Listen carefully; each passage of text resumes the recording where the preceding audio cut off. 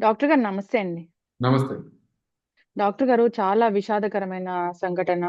చాలా బాధ అనిపిస్తూ ఉంది. ప్రముఖ నటులు డాక్టర్ రాజేంద్ర ప్రసాద్ గారి డాటరు 38 ఏళ్ల వయసులోనే కార్డియాక్ అరెస్ట్‌తో చనిపోయారు.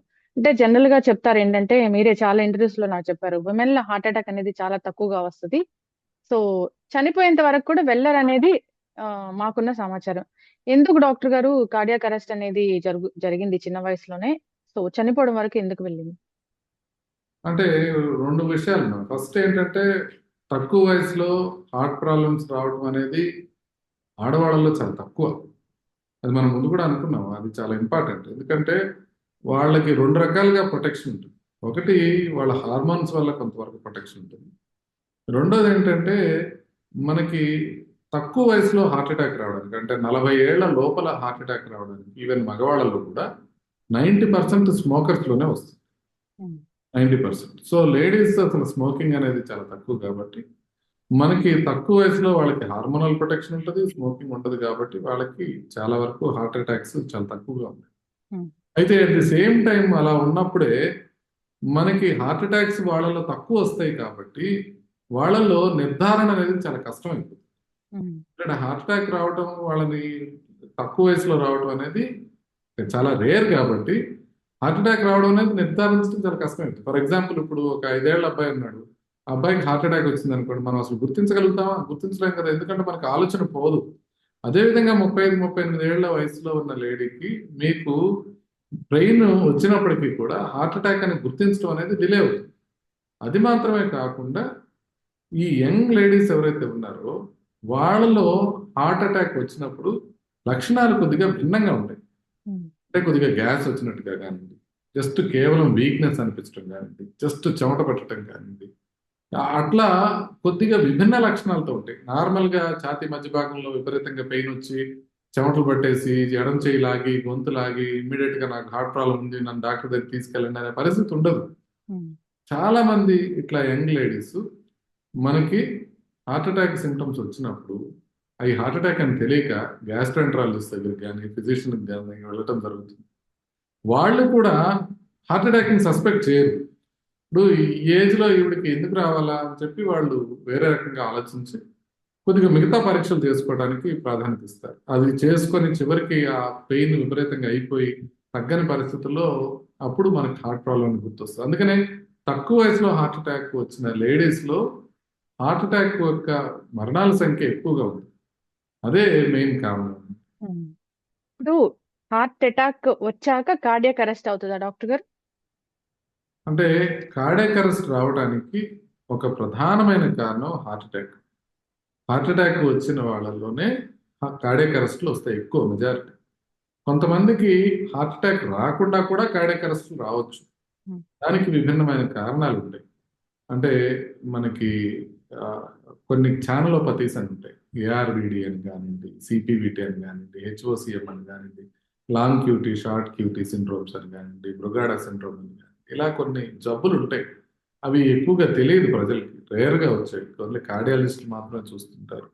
ఇలా జబ్బులు ఉన్నప్పుడు వాళ్ళకి హార్ట్ అటాక్ రాకుండా కూడా కార్డియాక్ అరెస్ట్ అయ్యే అవకాశం ఉంది. హ్మ్. కానీ అది కామన్ కాదు అనే విషయం గుర్తుపెట్టుకోవాలి. కామన్ కారణం అయితే హార్ట్ అటాక్. హార్ట్ అటాక్ వచ్చిన తర్వాత యూజువల్ గా మొదటి క్షణాల్లోనే మనకి కార్డియాక్ అరెస్ట్ వచ్చేదానికి అవకాశం ఉంటుంది. కొంతమందికి మొదటి క్షణాల్లో రాకపోయినా కూడా కొంచెం టైం పట్టిన తర్వాత కూడా కార్డియాక్ అరెస్ట్ రావచ్చు. లేడీస్ లో, యంగ్ లేడీస్ లో కార్డియాక్ అరెస్ట్లు ఎందుకు కామన్ గా ఉంటాయంటే, ఇప్పుడు బాగా పెద్ద ఏజ్ లో ఉన్న వాళ్ళకైతే ఒక రక్తనాళం నుంచి ఇంకొక రక్తనాళానికి కమ్యూనికేషన్ ఉంటుంది. అది కొల్లేటరల్, అంటే ఒక న్యాచురల్ బైపాస్ లాగా డెవలప్ అవుతూ ఉంటాయి స్లోగా వయసు పెరిగే కొద్దీ. ఇది యంగ్ పీపుల్లో, ఎస్పెషల్లీ యంగ్ లేడీస్ లో ఇలా కొల్లేటరల్స్ ఉండవు.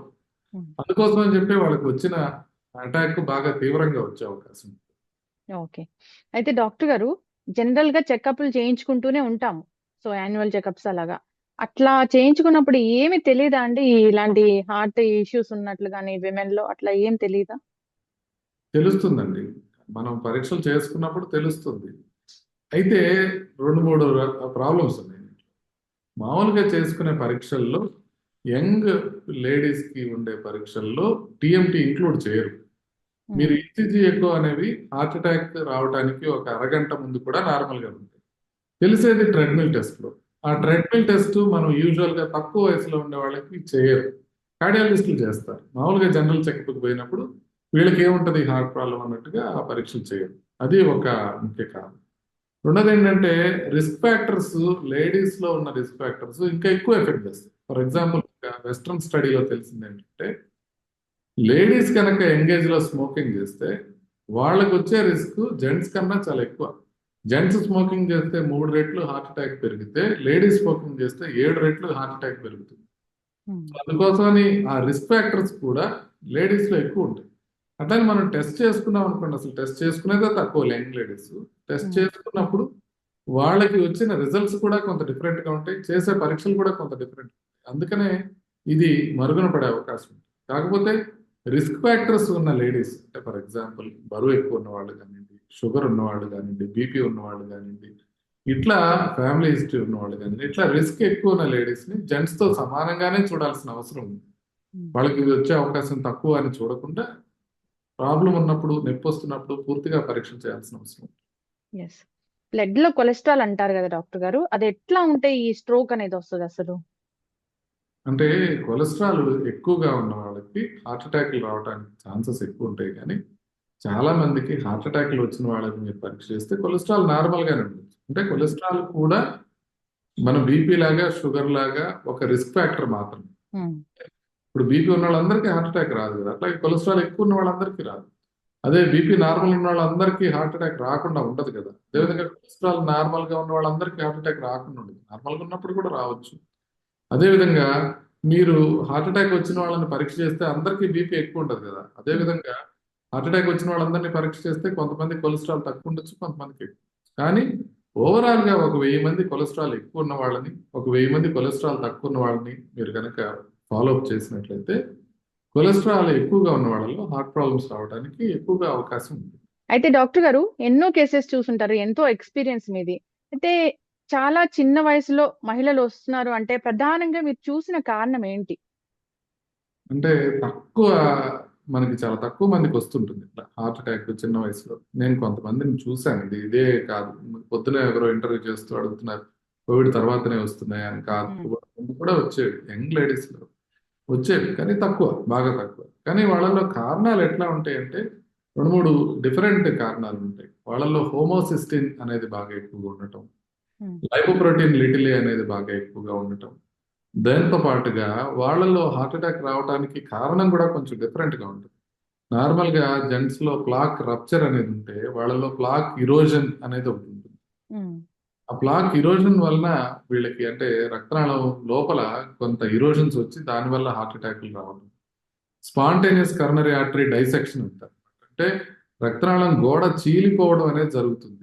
రక్తనాళం అనే గోడ కంప్లీట్ గా, రక్తనాళం మూసుకుపోకుండా ఆ రక్తనాళం గోడ చీలిపోవడం అనేది జరుగుతుంది. అలా జరిగినప్పుడు వీళ్ళకి హార్ట్ అటాక్లు వస్తుంటాయి. అది చాలా రేర్ అయినప్పటికీ కూడా కొద్దిగా ఇంకా ఎక్కువ జాగ్రత్తగా చూడాలి, ఎందుకంటే వస్తే కనుక ప్రమాదం ఎక్కువగా. ఎస్. అయితే డాక్టర్ గారు, ఒక చిన్న లక్షణము ఖచ్చితంగా డాక్టర్ వద్దకు వెళ్ళాలి, ఇది ఏదో హార్ట్ అటాక్ వచ్చేలా ఉంది ఉమెన్ లో అంటే ఒక చిన్న లక్షణం ఏదైనా ఉంటుందా అండి గుర్తించడానికి?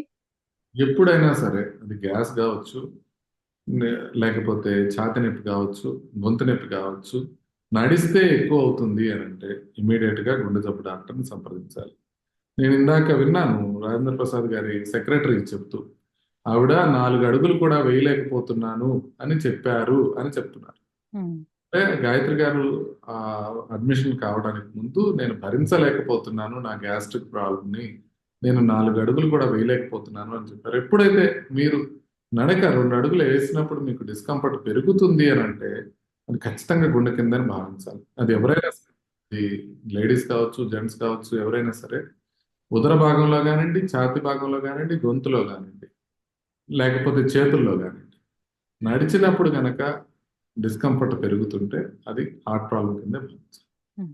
ఎస్. అయితే డాక్టర్ గారు, మరి హార్ట్ అటాక్లు అని భయపెడుతూ ఉన్నాయి, కోవిడ్ తర్వాత కోవిడ్ వ్యాక్సిన్ వల్ల కూడా వస్తున్నాయని చెప్తున్నారు. మీలాంటి డాక్టర్స్ అయితే కోవిడ్ తర్వాత వస్తుంది అంటే అది అసలు కొట్టి పారేస్తూ ఉంటారు, ఎప్పుడో కోవిడ్ వచ్చింది వెళ్ళిపోయిందని. నిజంగానే కోవిడ్ తర్వాత రావంటారా? కోవిడ్ వల్ల, కోవిడ్ వ్యాక్సిన్ వల్ల ఈ హార్ట్ హార్ట్ ఇష్యూస్ అనేవి లేవంటారా? అంటే కొట్టి పారేయటానికి వీల్లేదు వీటిని కొట్టి ఉమ్, పారేయడం. కాకపోతే ఇప్పుడున్న మనకున్న సైంటిఫిక్ ఇన్ఫర్మేషన్ ప్రకారం ఇది కోవిడ్ వల్ల కానీ లేదా వ్యాక్సిన్ వల్ల కానివ్వండి అయ్యే అవకాశం చాలా చాలా తక్కువ. 99% వాటి వల్ల కావు అనేది చెప్పొచ్చు. అట్లని కొట్టిపారేయడానికి వీల్లేదు. ఎందుకంటే మనం అవును అనేది చెప్పడానికి ఎలా ఆధారాలు లేవని మనం ఆరోపిస్తున్నామో అదేవిధంగా కాదు అని చెప్పడానికి ఖచ్చితంగా ప్రూవ్ చేయడానికి చాలా కష్టం ఉంది. ఉమ్. కాబట్టి మనకున్న లిమిటెడ్ నాలెడ్జ్ లో ఇప్పుడు ఉన్న పరిస్థితుల్లో అయితే ఈ హార్ట్ అటాక్ కోవిడ్ వల్ల అయితే కాదు అని అనిపిస్తుంది. అదేవిధంగా వ్యాక్సిన్ వల్ల కూడా కాదు అనిపిస్తుంది. ఓకే. మరి హార్ట్ అటాక్ అసలు రాకూడదు, హార్ట్ హెల్తీగా ఉండాలంటే జాగ్రత్తలు ఏం చెప్తారు డాక్టర్ గారు? అలాగే టెస్టులు కూడా అంటే ఏం చెప్తారు? మనం అందరం కూడా చేయించుకోవాల్సింది ఏంటంటే బీపీ, షుగర్, కొలెస్ట్రాల్ అనేది ప్రతి ఒక్కళ్ళు చెక్ చేయించుకోవాలి. అదేవిధంగా హెల్తీ లైఫ్ స్టైల్ తీసుకోవడానికి మనకి అందరికీ తెలుసు ఏం చేయాలి అని. అంటే వెయిట్ కంట్రోల్లో చేసుకోవడంతో పాటుగా బీపీ, షుగర్, కొలెస్ట్రాల్ కంట్రోల్ పెట్టుకోవటం, సరైన ఆహారం తీసుకోవటం, రెగ్యులర్గా వ్యాయామం చేసుకుంటూ ఉండటం, మానసిక ప్రశాంతత అలవర్చుకోవటం, ఇవన్నీ అందరూ చేయాల్సిన అవసరం ఉంటుంది. కాకపోతే తెలిసిన విషయాల్ని మనం పాటించడంలో కొంత లోపం వల్లనే మనకి హార్ట్ అటాక్లు వస్తున్నాయి. హార్ట్ అటాక్లు వచ్చే అవకాశాన్ని 90% వరకు మనం తగ్గించుకోగలం అనేది మనకు తెలుసు. కానీ ఆ దిశగా మనం చాలా కష్టపడితే కానీ మనం చేయలేము. ఇప్పుడు 2023లో మొత్తం అమెరికాలో బరువు ఎక్కువగా ఉండే వాళ్ళ శాతం మొట్టమొదటిసారిగా తగ్గింది. ఇప్పుడు దాకా 1980ల నుంచి పెరుగుతూనే ఉంది ఒబేసిటీ యుఎస్లో. ఇప్పుడు మొట్టమొదటిసారిగా 2023లో అది తగ్గింది. అదేవిధంగా మనం కూడా ఒబేసిటీని తగ్గించుకుంటా ప్లస్ మనకున్న రిస్క్ ఫ్యాక్టర్స్ ని మనం కంట్రోల్ పెట్టుకోగలిగితే హార్ట్ అటాక్లు వచ్చే అవకాశాన్ని గణనీయంగా మనం తగ్గించవచ్చు. ఎస్. డాక్టర్ గారు, ఫేస్బుక్ లో నేను మీ వీడియో చూసాను. సో ఏదో సంథింగ్ ఒక మెడిసిన్ వచ్చింది ఒబెసిటీని తగ్గించడానికి, అది యుఎస్ లో బాగా పనిచేస్తుందని. అదేంటి డాక్టర్ గారు, ఒక చిన్న ఇన్ఫర్మేషన్? అది GLP-1 అనలాగ్స్ అని సెమాగ్లూటైడ్ అని ఉంటుంది. దాన్ని వెయిట్ లాస్ కోసం వాడతారు. దాని వినియోగం బాగా అమెరికాలో ఎక్కువగా ఉంది. అందుకోసమనే బరువు బహుశా తగ్గిందేమో అమెరికాలో అనేది ఒక హైపోథసిస్ మాత్రమే. ఆ, ఇప్పుడిప్పుడే ఇండియాలో కూడా అది వాడటం మొదలు పెట్టారు. కానీ బరువు న్యాచురల్ గా తగ్గగలిగితే ఇంకా బెటర్గా ఉంటుంది. ఖచ్చితంగా డాక్టర్ గారు, మీరు చెప్పిన జాగ్రత్తలు తీసుకొని అందరూ కూడా హెల్దీగా ఉండాలని కోరుకుందాం. ఏదైనా చిన్న డిస్కంఫర్ట్ ఫీల్ అవుతున్నా వెంటనే డాక్టర్ దగ్గరికి వెళ్ళాలి. అదే ఎసిడిటీ అని, గ్యాస్ నొప్పి అని అస్సలు దాన్ని పోస్ట్ పోన్ చేయకూడదు. వెంటనే డాక్టర్ దగ్గరికి వెళ్తే సరైన ట్రీట్మెంట్ అనేది అందుతుంది. సో ఇలాంటి ఇష్యూస్ అనేవి మళ్ళీ మళ్ళీ జరగకుండా ఉంటాయి. చక్కటి ఇన్ఫర్మేషన్ డాక్టర్ గారు. ధన్యవాదాలండి.